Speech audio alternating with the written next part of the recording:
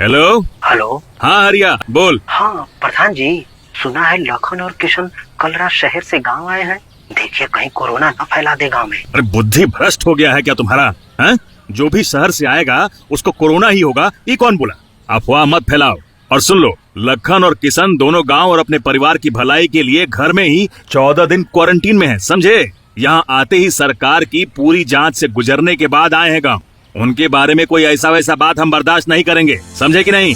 बिल्कुल, दूसरे राज्यों से आने वाले हर व्यक्ति की जांच हो रही है और उन्हें सरकार द्वारा बताए गए निर्देश का पालन करने को कहा गया है। ऐसे में उनके साथ कोई भेदभाव करना बिल्कुल गलत है। अपनों का रखेंगे ध्यान, कोरोना से रहेंगे सावधान। अधिक जानकारी के लिए 1800-180-5145 पर या 011239780046 अथवा टोल फ्री नंबर 1075 पर संपर्क करें। उत्तर प्रदेश सरकार द्वारा जनहित में जारी।